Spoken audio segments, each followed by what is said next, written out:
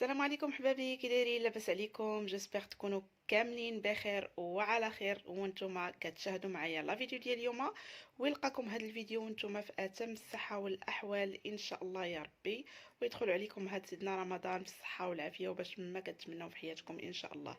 كيف ما كتشوفوا معايا من لا فيديو ديال اليوم، من خلال العنوان ومن خلال لا مينياتور اللي راني حاطه لكم، اليوم غادي نتكلم لكم على هاد لا كريم ديال الافارقه اللي دابا راها شائعه وكيحطوها عوازه.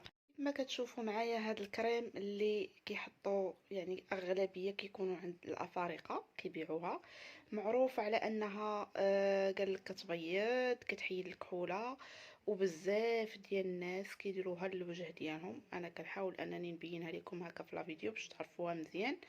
هاد لا كريم البنات لا باز ديالها كي على ما كيقولوا هما كيصايبوها بالجزر، كاروت، راه مكتوبه السميه ديالها كاروتون لايت اند ناتشورال. تيقولك انهم صايبينها بمواد يعني طبيعيه، وانها كتبيض وكتنقي الوجه من ليطاش ومن الكحوله ومن الكلف، من اي مشكل.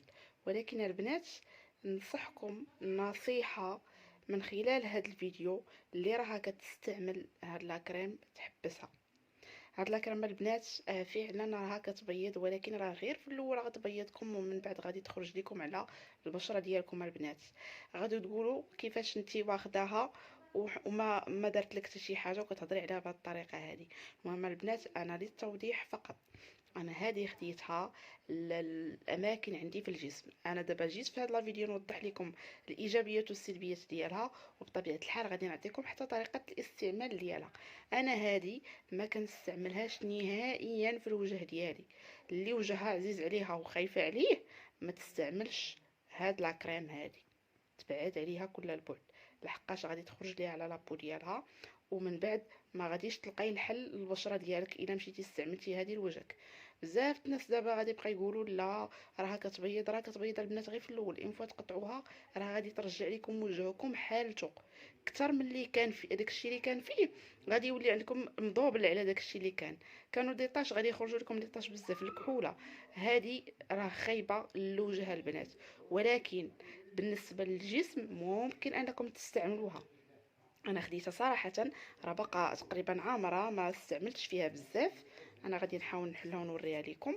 انا استعملتها لواحد المنطقه عندي فيها الاسمرار في الجسم ديالي، وصراحه النتيجه ديالها كيف ما كتشوفوا معايا، ها الكميه اللي راني واخده فيها استعملتها فقط لذاك المنطقه، والحمد لله يعني بدا داك السواد بدا كيزول. وبالنسبه للبنات هكا اللي كيكونوا عندهم لاطراس ديال الصنداله ديال في البحر، راكم عارفين الرجلين كيوليو كحلين، كتبقى الصنداله دايره ديال لاطراس ديالها، ممكن انكم تستعملوا من الرجلين ديالكم. واليدين البنات لا، اليدين والوجه حاولوا انكم تبعدوا.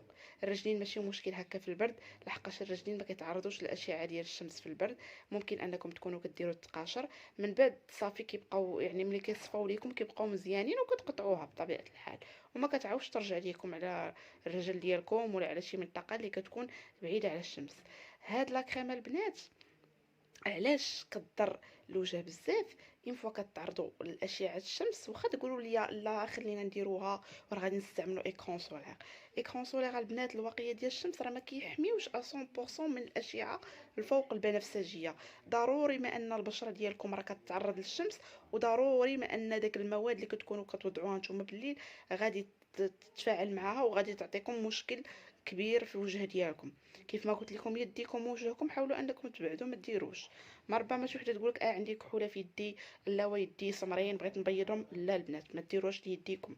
الا كنتو غتستعملوها في فتره البرد استعملوها لرجليكم، مثلا الا كان عندكم لاطراس ديال الصنداله راكم عارفين بالشمس ولا بشي حاجه، المهم استعملوها في الوقيته ديال البرد. رجليكم راه كيتغطاو، ديما كيكونوا لابسين تقاشر سبادغي فهمتي، يعني كيكونوا لي رجلينا مغطيين، ماشي بحال اليدين كنغسلوا بهم جافيل راكم عارفين البرودوي شيميك وداكشي، ما كنصحكمش. وبالنسبه للوجه اتونسيون اتونسيون انكم تستعملوها لوجهكم. انا كنحذركم ان هاد لا كريم هادي بالضبط ما تستعملوهاش. راه بزاف البنات دايرين عليها فيديوهات يقولك احقا غزاله، احقا هي اللي هناتني من مشكل الكنف، هي اللي هناتنا من مشكل النمش، الحل النهائي هي هاد لا كريم. لا البنات، حاولوا انكم تاخدوا شي تريتمون لوجهكم اللي تكون امنه على البشره ديالكم، وهذه راه غادي تخرج لكم على وجهكم الا استعملتوها ليه. خذوها مني كنصيحه، راه غادي تخرج لكم على وجهكم. استعملوها فقط الجسم البلايص اللي ما كيكونوش كيتعرضوا للاشعه الفوق البنفسجيه، يعني كيكونوا مغطيين، ماشي مشكل. ولكن باش تستعملوها للبشره ديالكم لا، هي فعلا كتحيد لي طاش، كتحيد الكحوله، كتحيد السميرات، كتحيد كل شيء. ولكن يفضل انكم تستعملوها كيف ما قلت لكم للجسم ديالكم. كيف ما كتشوفوا هنايا راه مكتوبه اونتي تاش، اونتي بوطون، يعني كوريكتور دو طون، يعني كتصحح، يعني كتوحد اللون، كتحيد لي طاش. المهم هادشي هما اللي كاتبينو، يعني فعلا يعني الفورميلا اللي دايرين فيها، يعني راه فعلا كتبيض داكشي. ولكن بالنسبه لنا حنايا اشعه الشمس غادي تعرض اون فوا تخرجي تعرضي لاشعه الشمس، غادي تفعل لك مع هاد الكريم هادي، غادي تخرجي على وجهك. كوني على يقين اون فوا تحبسي غادي وجهك يرجع لك حالته. المهم كان هذا فقط كتوضيح. كنتمنى ان لا فيديو ديال اليوم يكون نال اعجابكم ولقى استحسانكم. ما تبخلوش عليا بلي لايك، لي كومونتير الزوينين ديالكم. وهنا غادي نخليكم ونقول لكم السلام عليكم حتى الفيديو الجاي ان شاء الله.